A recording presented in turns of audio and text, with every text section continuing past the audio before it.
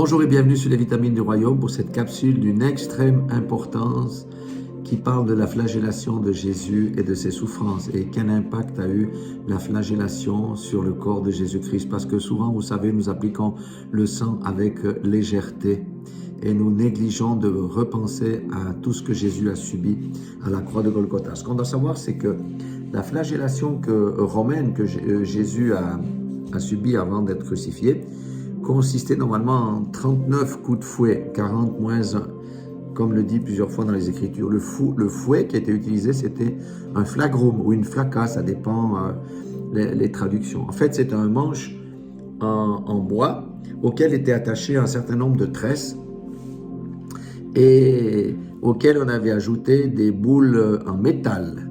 Et entremêlés dans les tresses, nous avions des morceaux d'os très pointus, très coupants qui étaient insérés.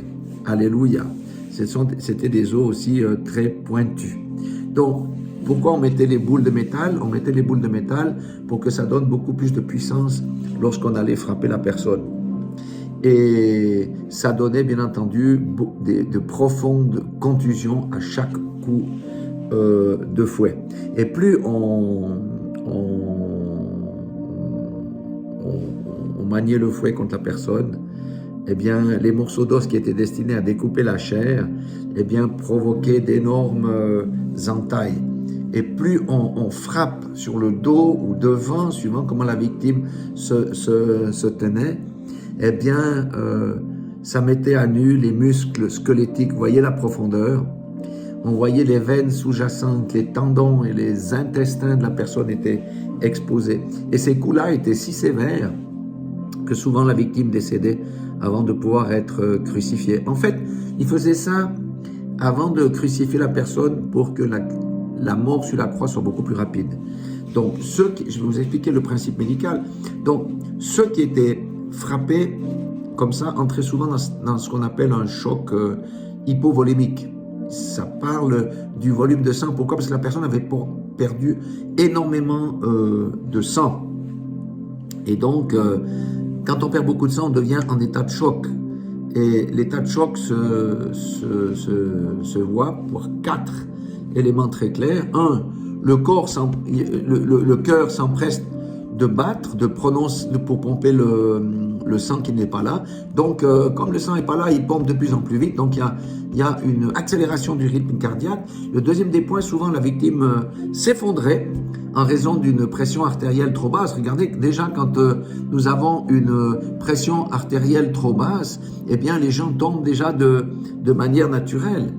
Au point 3, c'est les reins s'arrêtaient de fonctionner. Pourquoi? Pour préserver les fluides corporels. Et le 4e élément, c'est le ressenti d'une soif extrême par la personne. Parce que, alors que le corps désirait reconstituer les fluides corporels. Donc, les Écritures nous montrent que Jésus a subi ça. Il a subi ce choc hypovolémique après avoir été fouetté. Pourquoi? Parce qu'il n'a pas pu porter la croix lui-même. Il a fallu que Simon de Cyrène prenne la croix parce que Jésus n'arrivait pas, parce qu'il était tombé. Alléluia. C'est comme ça. Donc, il est tombé pourquoi aussi? Parce qu'il avait une pression artérielle beaucoup trop basse. Alléluia. C'est ça. Et lorsqu'il était sur la croix, qu'est-ce qu'il a dit encore? Donnez-moi quelque chose à boire, j'ai soif. Vous voyez, toutes ces choses-là, Jésus les a subies. Il a eu la chair mise à nu. On voyait les muscles sur son squelette. Sa peau a été arrachée. Sa chair a été meurtrie. D'ailleurs, il est dit, c'est par ces meurtrissures que nous sommes guéris. Alléluia.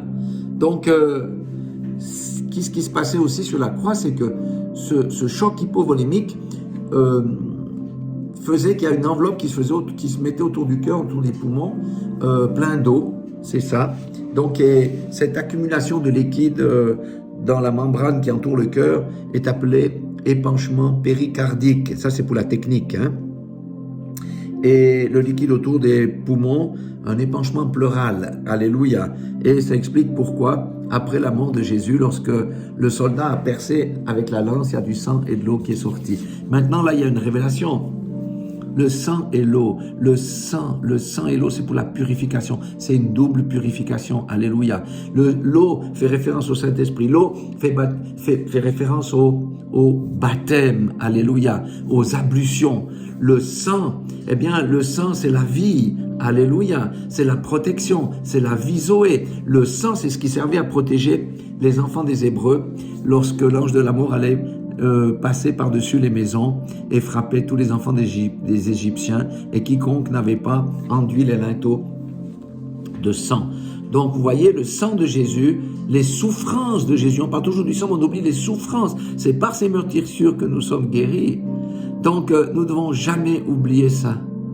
Et si nous rappelons les souffrances de Jésus, en plus que simplement de dire j'applique le sang, mais les souffrances qui ont permis d'appliquer le sang, sa chair qui a été meurtrie pour appliquer la guérison, je vous assure que nous marcherions tous beaucoup plus dans la sanctification et renoncerions à tout péché. Parce que la Bible dit aussi que quiconque, dans Hébreu, il est dit que, en anglais c'est trample, quiconque foule aux pieds le sang de Christ, il ne lui reste plus que le jugement. Et c'est hélas cela que beaucoup de gens font, parce que lorsqu'on se repent et qu'on ne délaisse pas le péché qui nous fait tomber, lorsqu'on ne cherche pas activement à se débarrasser de lui, nous marchons sur le sang de Jésus.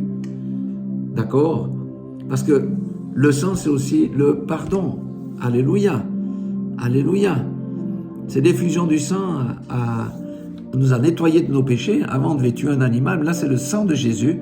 Et à force de fouler aux pieds le sang, le Fils de l'homme, comme dit la parole, eh bien, c'est la malédiction qui vient. Voilà, je voulais vous parler de ça, et j'invite chacun vraiment à faire son examen, à réfléchir à ces choses-là, et s'il a des choses à confesser à Dieu, s'il a à se repentir pour des actions passées, qu'il le fasse, et qu'il bénisse le Seigneur pour le sacrifice de Jésus-Christ, parce que c'est à cause de ce sacrifice que nous avons la vie éternelle. Pour quiconque confesse de la bouche que Jésus est Seigneur, ça veut dire qu'il est Seigneur de notre vie. Alléluia. Et qu'il est ressuscité des morts. Parce que, vous voyez, Jésus, c'est la vie, c'est le chemin, la résurrection et la vie. Voilà, soyez tous bénis dans le nom puissant de Jésus-Christ de Nazareth. Je pensais que c'était important parce que lorsque j'ai redécouvert ces choses, ça m'a forcé à entrer dans moi-même et à me dire, mais j'ai plus envie de traiter le sang de Jésus avec légèreté ou de prononcer des paroles avec le sang de Jésus avec légèreté. Alléluia. Que Dieu vous bénisse, que Dieu nous bénisse tous et qu'il nous conduise dans la voie droite et qu'il nous rappelle ces choses dans notre esprit, dans notre cœur. Alléluia.